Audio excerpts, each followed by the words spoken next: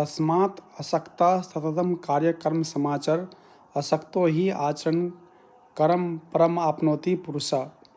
गीता के 3 अध्याय 19वें श्लोक भगवान सीधे तौर पर अर्जुन को समझाते हैं कि जो फल की इच्छा किए बगैर लगातार कर्म करते रहता है तो उसे करना चाहिए।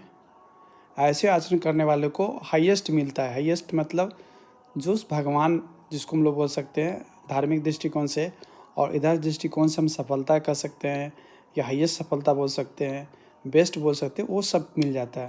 तो यह सीधे भगवान कहते हैं कि अगर मान लिया आपको हाईएस्ट चाहिए तो आपको काम करते रहना चाहिए, और इसलिए करना चाहिए काम में आपको मज़ा आना चाहिए, काम में आपको अच्छा लगना चाहिए, और काम में ही आपको काम समझ लेना चाहिए। कभी उसके फल की चिंता किए बगैर नहीं, चिंता के बगैर काम करना चाहिए।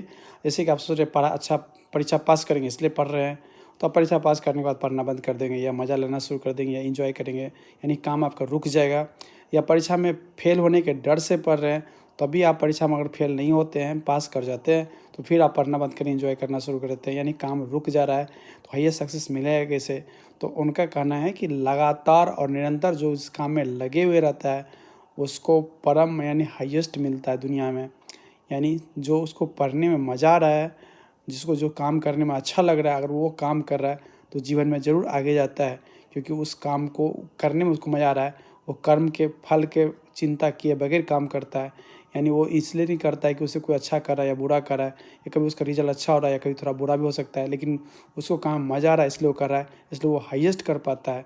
इसलिए दुनिया में जितने भी लोग अभी देख सकते हैं आप, इलेक्शन के समय पे बहुत सारा रिजल्ट रिजल्ट रिजल्ट, भाई क्या आपको काम पर ध्यान देना है, जो प्रक्रिया पर ध्यान देना है, ना कि रिजल्ट पे। जीवन में जर्नी पर ध्यान देना है, ना कि मृत्यु और जन्म के पर, क्योंकि वो तो निश्चित ही है। तो उसी तरह से अगर कोई आदमी प्रोसेस पे ध्यान देता है, ना कि रिजल्ट पे, आप पढ़ने में फोकस करते हैं ना कि रिजल्ट पे फोकस करते हैं, तो जो पढ़ने